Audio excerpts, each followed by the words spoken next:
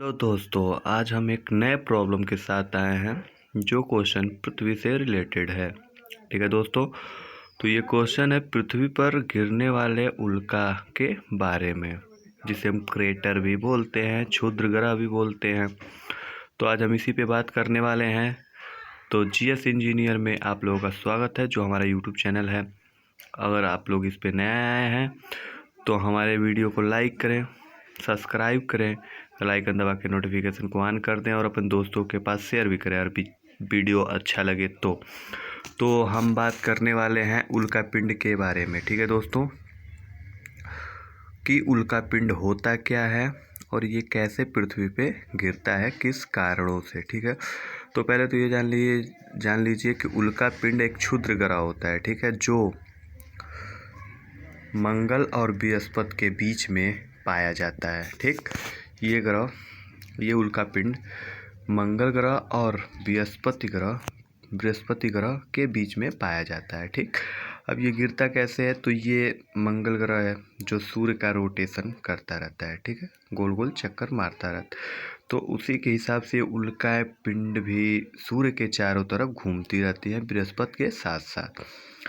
तो होता क्या है कि मंगल ग्रह जब घूमता है तो ये अपने अक्ष पर भी नाचता है। ठीक, तो इसके घूमने के कारण, मंगल ग्रह के घूमने के कारण जो उल्का पिंड इसके करीब में आ जाती है उसे ये अपनी तरफ खींच लेता है और खींच के ये आगे बढ़ जाता है। ठीक, जिससे इसको तो कोई प्रभाव नहीं पड़ता है इस उल्का पिंड से, लेकिन जो हमारी पृथ्वी है मंगल के पहले पड़ती है, मंगल ग्रह के बगल में, वो जब अपने रोटेशन पे रहती है तो उल्का जो यहाँ से आता है वो डायरेक्ट पृथ्वी पे आता है। ठीक, अगर उल्का पिंड के गिरने की दिशा पृथ्वी के घूमने की दिशा की ओर होती है तो उसे हम क्रेटर उल्का पिंड बोलते हैं। ठीक है, मतलब जब पृथ्वी अपने अक्ष पर पश्चिम से पूर्व की ओर घूमती है तो इसकी दिशा से जो क्रेटर आता है, मतलब उल्का पिंड गिरता है, उसे हम क्रेटर बोलते हैं, जिसकी गिरने की गति 72 किलोमीटर प्रति सेकेंड होता है। ठीक है दोस्तों,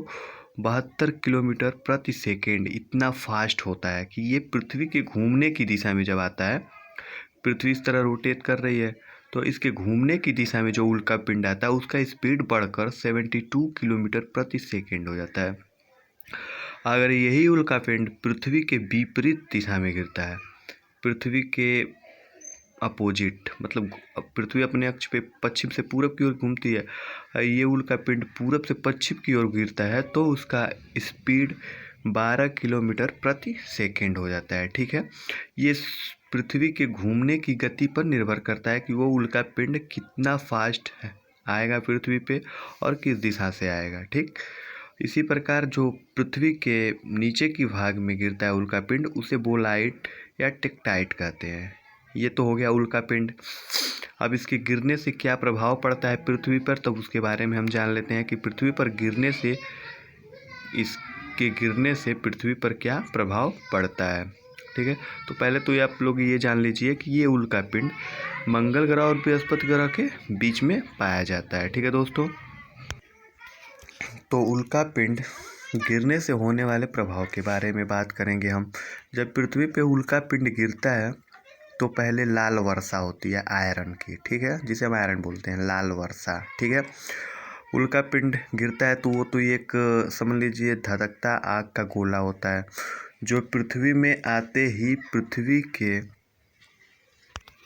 जब पृथ्वी पे उल्का पिंड गिरता है तो पृथ्वी के गुरुत्वाकर्षण का प्रभाव जैसे उस उल्का पिंड पे पड़ता है तो धधक के आग का एक गोला हो जाता है और टूट जाता है कई टुकड़ों में, तो हम उसे बोलते हैं लाल वर्षा। ठीक है, इसकी मात्रा बढ़ जाती है। दूसरे, ग्लोबल वार्मिंग एक प्रकार का कह लें तो प्रदूषण होता है, ग्लोबल वार्मिंग, इसकी भी मात्रा बढ़ जाती है। तीसरा चीज़ जो होता है पृथ्वी पे वो होता है पृथ्वी का मास, मतलब पृथ्वी के मास में बढ़ावट देखी जाती है, मतलब उसका वजन, पृथ्वी का वजन बढ़ता है। ठीक है, और चौथा और मोस्ट इम्पॉर्टेंट क्वेश्चन ये है कि पृथ्वी में झुकाव भी हो जाता है। ठीक है, पृथ्वी अपने अक्ष से कुछ झुक जाती है। अब हम बात कर लेते हैं 41 ईयर पहले, लिखें यहाँ पे 41 ईयर पहले, 41,000 ईयर मतलब 41,000 साल पहले पृथ्वी अपने अक्ष से 21 डिग्री झुकी थी। ठीक, आज 41,000 साल के बाद पृथ्वी पर कई उल्कापिंड गिरे, कई ऐसी घटनाएं हुई जिसके कारण पृथ्वी का अपने अक्ष पे झुकाव 23.1/2 डिग्री हो गया है। ये उल्कापिंड के गिरने के कारण होता है, क्योंकि पृथ्वी पर उल्कापिंड जब गिरते हैं तो पृथ्वी का वजन मास बढ़ जाता है, जिसके कारण पृथ्वी अपने अक्ष से झुकने लगती है। घूर्णन गति, तो पृथ्वी के घूर्णन गति में कमी आता है। जब पृथ्वी का मास बढ़ जाएगा मतलब वजन बढ़ जाएगा तो उसकी घूमने की गति जो होती है वो कम हो जाती है।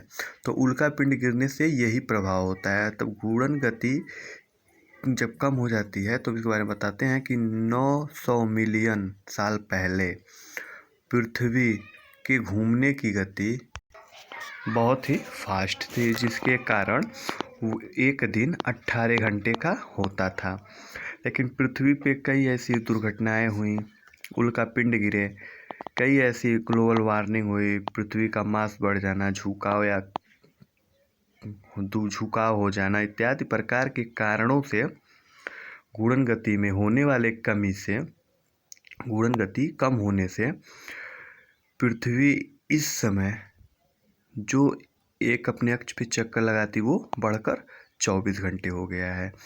900 मिलियन साल पहले जो पृथ्वी 18 घंटे में एक चक्कर मारती थी अपने अक्ष से, वो पृथ्वी आज 24 घंटे लगाती है एक दिन, जिसे हम आज एक दिन बोलते हैं। ठीक है दोस्तों, तो उल्कापिंड गिरने से हमारे पृथ्वी पर यही प्रभाव होता है और आज तक यही प्रभाव हुआ है। ठीक है दोस्तों, अगर वीडियो अच्छा लगे तो हमारे चैनल को लाइक करें, सब्सक्राइब करें, बेल आइकन दबाएं, अपने दोस्तों के साथ शेयर करें और फेसबुक पे जो हमारा पेज है उसे लाइक करें। ठीक है दोस्तों, और जो हमारा वीडियो पीछे का है मैथ का है, सिविल साइट का है, उस सब वीडियो का लिंक हम इस वीडियो के डिस्क्रिप्शन में दे देंगे और आप लोग जाके वीडियो एक बार देख लीजिएगा। गुणा किस प्रकार किया जाता है आसान ट्रिक, वर्ग किस तरह किया जाता है उसका भी आसान ट्रिक। ठीक है दोस्तों, तो इसका लिंक मैं डिस्क्रिप्शन में दे दूँगा, जाके देख लीजिएगा। जय हिंद दोस्तों, जय भारत।